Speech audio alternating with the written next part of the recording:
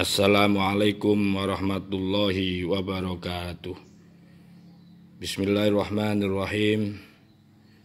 Alhamdulillahil qail nun wal qalami wa ma yasturun ma anta bi ni'mati rabbika bimajnun. Qala al muallif rahimahullah taala wa nafa'ana bihi wa bi ulumihi wa bi anwarihi wa bi asrarihi wa bi barakatihi fid dharaini amin. Alhamdulillah, mari kita lanjutkan kajian kitab Iqadul Imam. Saat ini kita masih di dalam pembahasan kata mutiara yang ke-78. Dan ini merupakan seri yang ketiga. Mudah-mudahan jadi ilmu yang manfaat. Untuk itu mohon disimak, dikaji, ditelaah dari kitab yang Anda miliki. Untuk itu saya teruskan kembali. Wa ansyadu,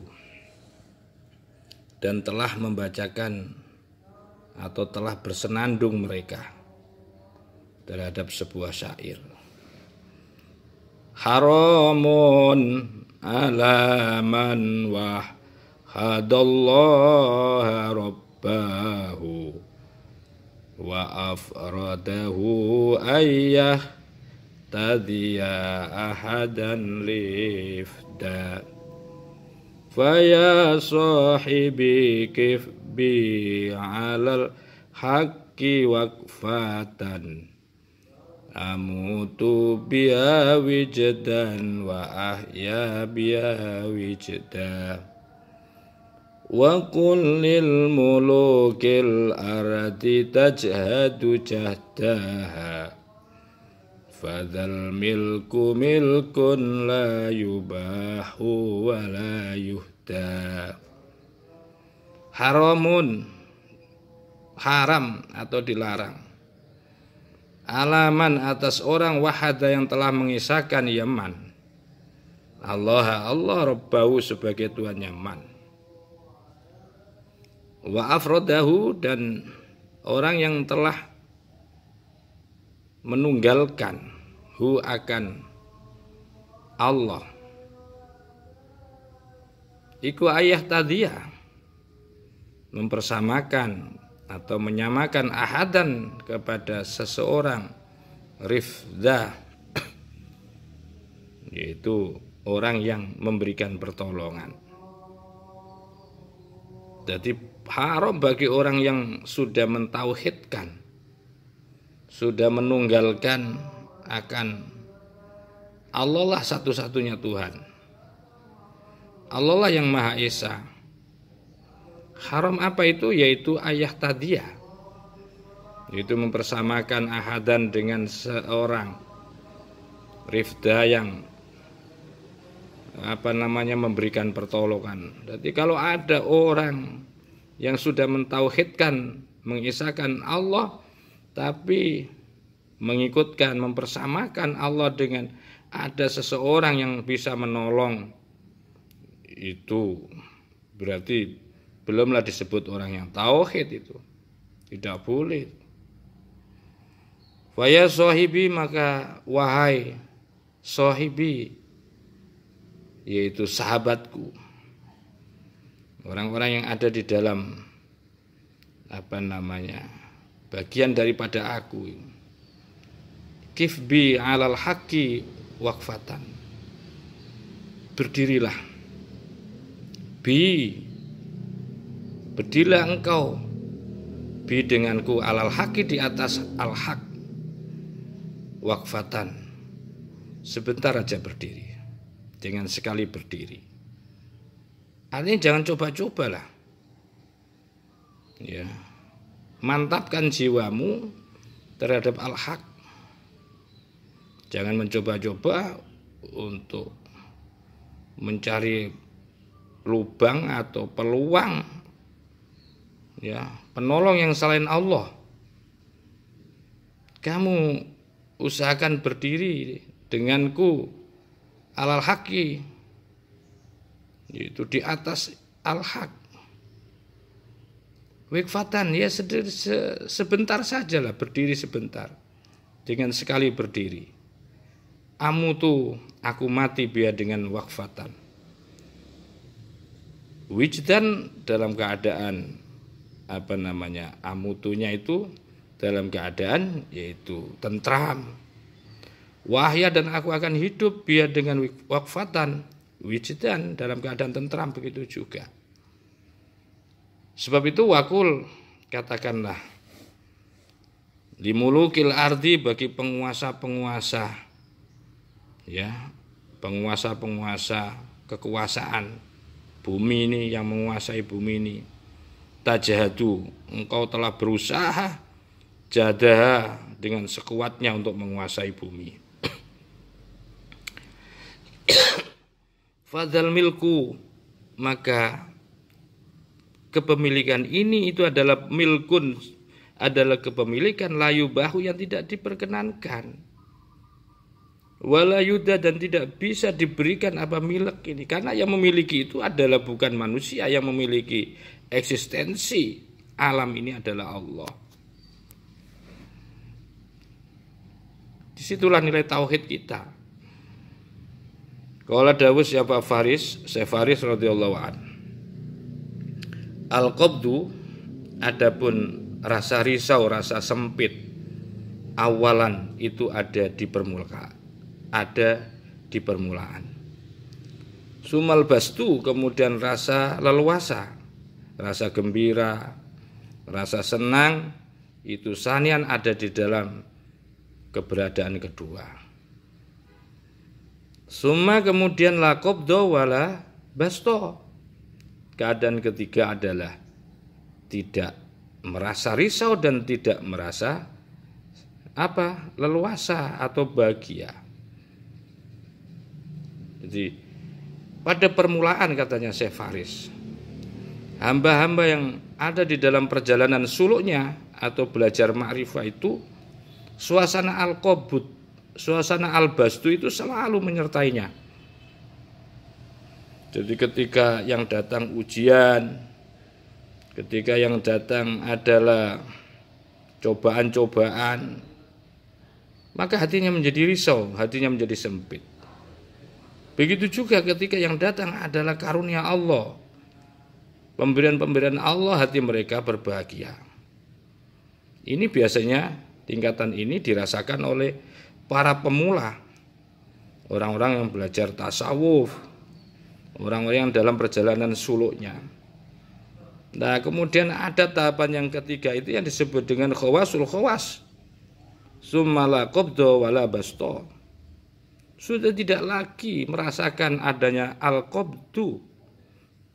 Ketika yang datang itu adalah penderitaan, ujian, cobaan yang berasal dari Allah, itu dia tidak merasa sedih sudah. Begitu juga tidak merasakan apapun ketika yang datang itu adalah rasa bahagia, rasa keleluasaan.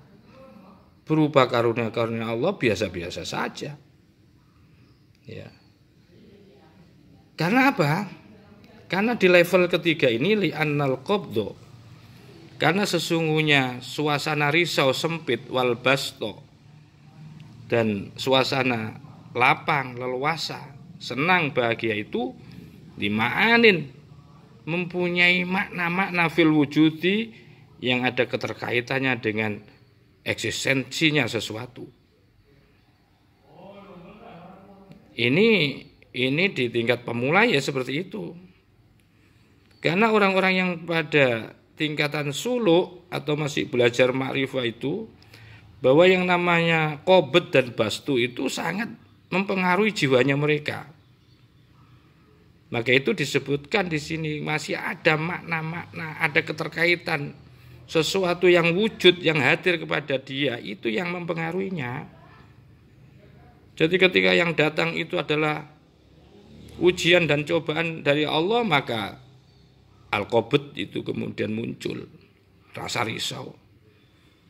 Begitu juga ketika yang datang itu adalah karunia Allah, keleluasaan, rizki, pangkat, jabatan, mereka akan rasakan itu kebahagiaan. Artinya apa? Artinya bahwa li'annal qabdo wal basto lima'anin fil wujud. Jadi sangat berpengaruh maknanya di dalam eksistensinya dia. Ya. Ya berbeda dengan orang yang sudah khawasul khawas wa amma ma'al baqoi wal fana'i.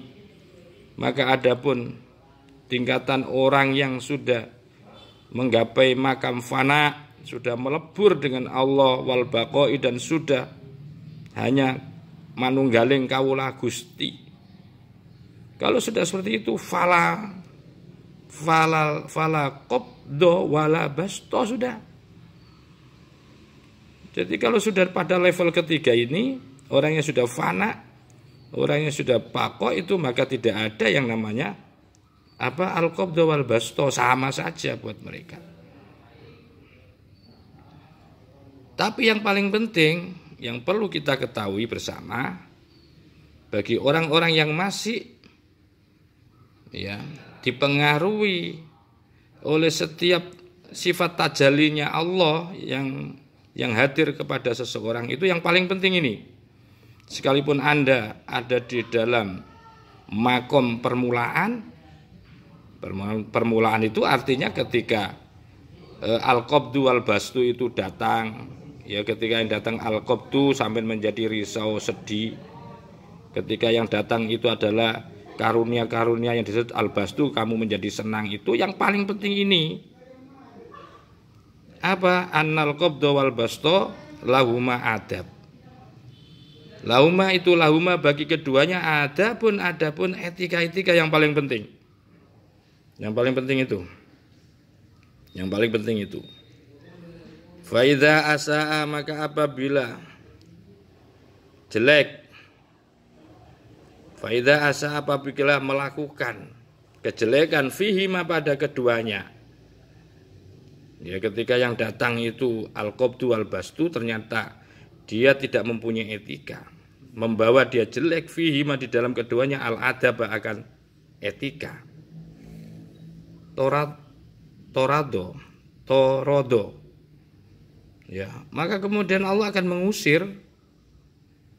mengusirlah Allah ilal babi, menuju pintu, awi ila siyasatid dawabi, atau menuju kepada cara-cara, yaitu sesuatu yang bersifat dawab atau hewan. Jadi ketika orang mendapatkan, ya dihadirkan oleh Allah sifat tajallinya berupa jalaliyahnya. Jalali itu dalam bentuk al-qabdu, diberikan ujian, cobaan, penderitaan. Ternyata dia tidak punya adab. Dia mengeluh, dia frustasi, dia putus asa, dia meninggalkan perintah-perintah, itu namanya. Akhirnya memutuskan untuk melakukan hal-hal yang dilarang Allah. Itu artinya bahwa dia tidak punya etika untuk menerima sifat tajalli jalaliyahnya Allah. Jadi yang paling penting itu bukan persoalan apa yang datang, tetapi bagaimana kita ini bisa mensikapi terhadap sesuatu yang datang kepada kita. Itu yang paling penting. Kalau yang datang kepada kita bentuk tajallinya Allah bersifat jalaliyah, berarti kita harus punya etika. Apa itu? Satu misal dengan sabar, ya, dengan qanaah. Begitu juga kalau yang hadir kepada kita adalah al-basto, itu bagaimana etikanya? Kita atas pemberian Allah itu bagaimana? Itu yang paling penting itu. Maka kalau sampean Anda tidak bisa melakukan dengan baik, artinya melakukan distorsi, penyelewengan, tidak punya etika ketika yang hadir itu antara al-qabdu wal bastu, maka layak sampean diusir oleh Allah menuju ke sebuah pintu, diusir keluar dari pintunya Allah. Maka itu famin adabil qabdi, maka itu sebagian daripada etika orang, etika pada saat rasa risau yang hadir. Etikanya apa? Lah ini yang paling penting ini. Famin adabil qabdi, maka itu setengah daripada etika-etikanya. Ketika ada dalam suasana sempit, didatangkan ujian, cobaan dari Allah, Apa at-tumakninatu? Pertama adalah tumaknina, tenang. Wal waqori wasukuni, tenang. Ya, sudah nggak usah bergerak apa-apa. Kamu harus tenang. Tenang, karena apa? Tenang tahta majari al-aqdari, yaitu tenang ada di bawah takdir-takdirnya Allah. Yang kedua adalah waruju ilal wahidil qahar. Kembali, ini etika di antara etika-etika. Ketika yang hadir adalah sifat jalaliyahnya Allah, maka kita harus mengembalikan rujuk ilal wahidil qahar kepada zat yang maha satu, al-qahar, yang maha perkasa. Karena qabd itu oleh pengarang ini juga akan dikiaskan seperti apa? Fa innal qabdha, maka sesungguhnya rasa risau, rasa sempit itu syabihun, serupa bil laili, dengan waktu malam. Sedangkan wal bastu, sedangkan rasa senang, rasa leluasa, rasa lapang itu syabihun bin nahari, yaitu serupa dengan, yaitu sifatnya siang. Wa min sya'nil laili, nah ini, dan itu sebagian daripada keadaan malam. Apa yang perlu dilakukan kalau sudah malam yang datang itu? Ar-raghad, tidur, wal huduk, dan tenang, wasukuni, dan maksudnya santai, tenang, wal khanwi, sama maknanya. Jadi kalau yang datang itu adalah malam, yang diibaratkan seperti halnya waktu, al-qabdu itu kalau diibaratkan seperti malam. Jadi kalau malam itu datang apa? Ya sudah, nikmati dengan waktu malam itu, dengan tidur, dengan sabar, istirahat, tenang. Gak usah bekerja kalau sudah waktu malam, bukan waktunya. Begitu juga orang ketika dia diuji oleh Allah dengan sakit, ya harus sabar sudah. Ketika didatangkan penderitaan, ya harus tenang, disitulah kamu harus terima itu. Nanti pada akhirnya akan datang yang namanya siang itu. Al-bastu juga akan datang. Jadi memang kadang-kadang yang namanya al-qabdu, rasa risau itu datang tanpa sebab. Artinya bukan karena satu perbuatan kita, enggak. Memang sesuatu dihadirkan oleh Allah. Tadi di atas kan sudah dijelaskan di seri pertama itu bahwa rasa senang itu ya dikonstruksi, dilahirkan karena apa? Di antaranya karena mendapatkan nikmat. Akhirnya menimbulkan orang itu bahagia. Karena bisa melakukan ketaatan dengan baik, ibadahnya sempurna. Ya, bisa melakukan kebaikan itu akhirnya menjadi senang. Begitu juga orang yang menyebabkan orang itu al-qabdu itu munculnya rasa risau, gelisah, sempit itu karena apa? Adanya ujian. Karena diberi sakit, karena diberi miskin. Jadi karena sebab-sebab itu ada, karena tidak ada sebab. Jadi al-qabdu datang dan al-bastu datang itu merupakan sunnatullah, kalau saya katakan. Diibaratkan seperti datangnya siang dan malam. Harus berganti memang. Nggak bisa dibiarkan terus siang. Harus dibiarkan malam. Tidak bisa. Jadi ada sesuatu yang disebut dengan al-bastu itu datang, kebahagiaan datang itu bukan karena sebab. Bukan karena berhasil, bukan karena ini dan itu. Ya karena memang merasakan kebahagiaan itu ada. Begitu juga ada orang itu merasakan galau, risau, susah itu ada. Bukan karena sebab pula. Ya karena memang kalau diibaratkan malam, dengan sendirinya datang itu. Memang gantian seperti itu. Akan selalu berpasang-pasangan. Maka itu fasbir, maka sabarlah. Ayyuhal muridu, wahai orang yang berkeinginan untuk menuju kepada Allah. Sabarlah yang paling penting kamu. Ketika kamu diposisikan ada di dalam qabd, kamu harus sabar. Waskun, dan tinggallah, tenanglah. Tahta zulmatil lailil qabdi, ada di dalam kegelapan malam yang seperti risau. Begitu malam begitu jauh usah sampai itu ingin mengharapkan siang datang, mahal itu harganya. Kok sampean pengen menerangi sawahnya sampean, pengen alam itu seperti siang, mahal habis. Ya, habis uangmu nanti. Mahal untuk membuat terang malam itu. Ya kalau sudah seperti itu ya sudah terima aja malam itu. Terima saja bahwa itu adalah qobet, itu datang dari Allah. Hatta tusyrika lah ini. Sudah kamu sabar di situ, ada di dalam waktu malam, ada di dalam qobet itu sudah rasakan dengan tenang. Nikmati itu semua itu yang ngatur Allah. Kalau nanti pada saatnya hatta tusyrika, sampai akan muncul alaika kepadamu apa syumushin naharil bastila ini.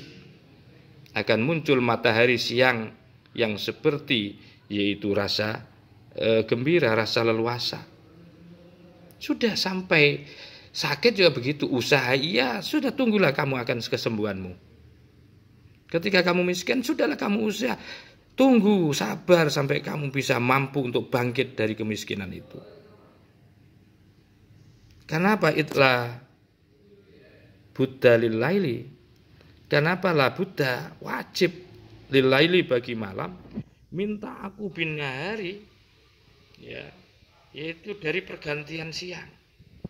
Karena yang namanya malam itu menjadi sebuah keharusan, akan selalu beriringan minta aku bin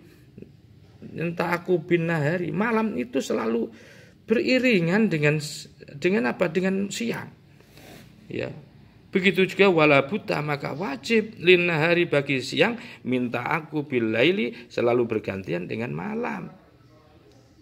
Ya begitulah kalau kita bisa mensikapi bahwa sesungguhnya semuanya itu Allah. Yulijul laila fin nahari, Allah lah yang memasukkan malam fin nahari di dalam siang. Wa yuliju, dan Allah lah yang memasukkan an-nahara, yaitu siang, fil laili di dalam malam. Ya, Al-Fatah, Al-Hajj ayat berapa ini?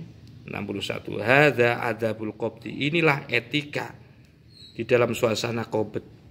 Alladzi la tu'rafu, yang tidak bisa kamu ketahui. Ya, lahu bagi al-qobet sababan, sebabnya ini. Dari ada rasa risau, sedih itu datang tapi nggak tahu sebabnya. Nah itu jangan kamu mencari-cari kalau sudah tidak tahu. Ya, kamu diberi rezeki Allah lancar, anakmu semuanya anak yang baik, ya keluargamu harmonis.